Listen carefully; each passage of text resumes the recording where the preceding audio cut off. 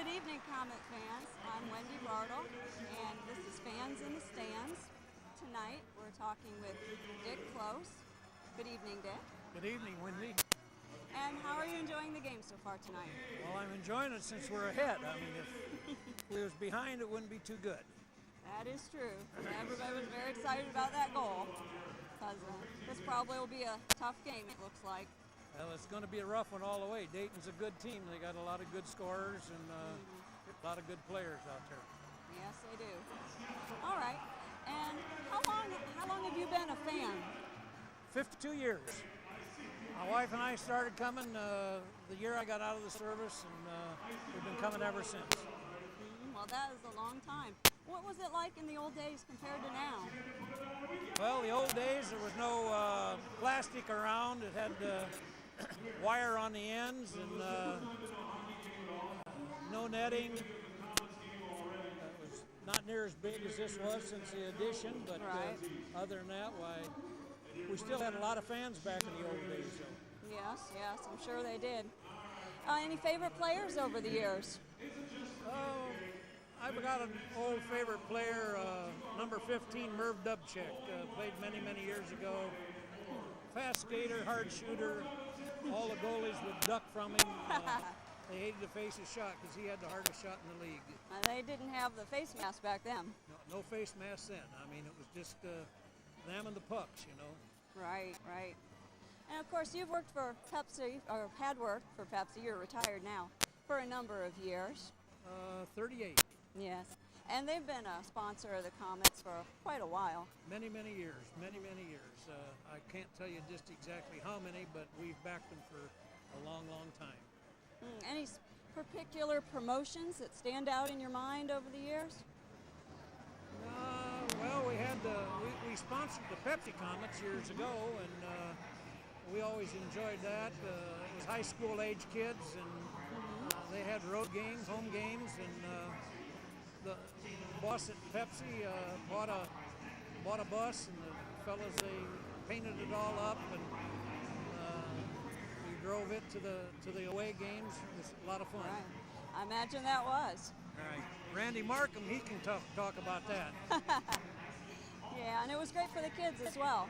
Pardon? Great for the kids as well. Right. It was a good deal. Yeah. All right. And you also have gone to speaking of Pepsi Komets. Sorry, speaking of Pepsi Komets, kind of loud in here. There were a lot of Komet players that worked at Pepsi Cola. I think there's five Komet players at the present time working at Pepsi. Doug Johnson, Dale Baldwin, Robbie Irons. Yeah.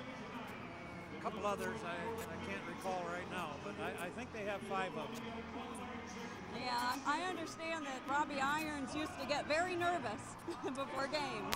Well, I can tell you a little secret about Robbie Irons. Before every game, if he knew he was going to play, he had a little bucket beside him, and he'd vomit before every game. I know Robbie probably don't want to hear that, but then that's one of the old-time things about him. Yeah. All right, and you also used to go to a lot of away games for the Komets.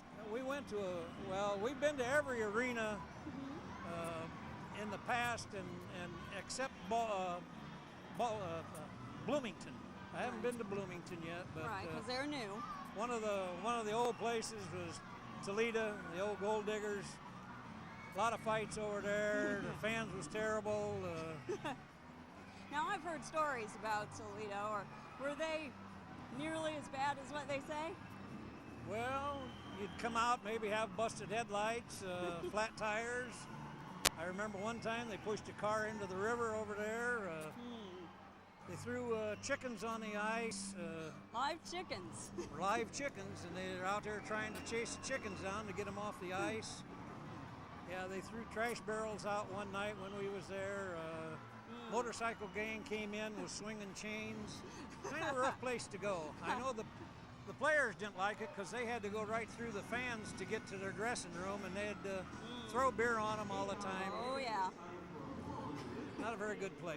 I heard that they didn't need to worry about washing their hair with shampoo that night because they'd have so much beer in their hair. That's right. Had a beer shampoo. Yep, yep. All right, and let's see. Also, you had been to Hara Arena back in the old days with our current team on the ice, Dayton. Right.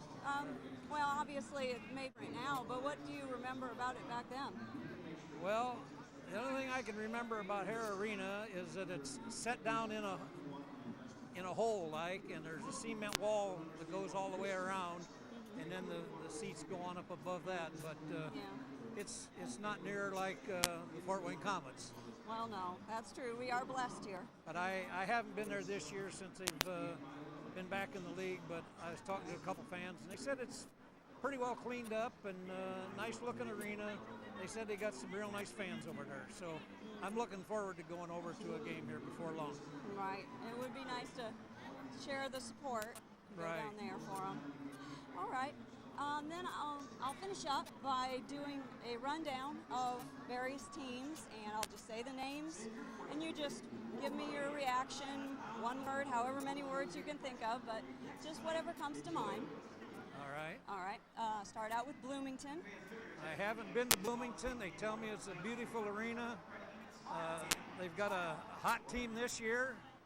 I think the owners put a little money into it to get a good team because they hadn't had anything to speak of in the past few years. All right. Dayton. Dayton, I understand, has got some good management, and from the looks of their players, they've got some fast skaters and some young fellas, and it looks like it's going to be a team to contend with. I think they'll probably be our number one rival since Kalamazoo dropped out.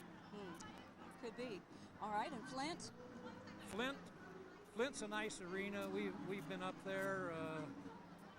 They're having a hard time. The last couple of years, they was having a hard time. They didn't know whether they was going to make it or not, but they keep coming back. So we appreciate it and hope they continue. Yes, we do. And Muskegon?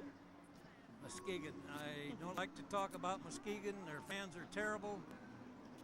You have to have a big crowd when you go up there to walk out to your automobile. You're just not safe going up there. I don't think anyway.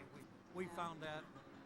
The last time we was up there, they had 25 people in the next section, and they had to usher them out before the game was over because they just kept throwing stuff at us the whole time. Okay. Now that reminds me also, I've been asked by scorekeeper Dennis Schibig to remind everyone that if you'd like to go up to the Muskegon game on the 27th of November, that he has a bus chartered, and so you can go in force. Might be a little safer that way. It covers your transportation up there and back and your game ticket. So go to Comet Quarters if you're interested. There's still room on the bus, but it is limited. Going on a bus trip up there wouldn't be too bad because you got the whole gang with you. So right. That sounds like a good deal.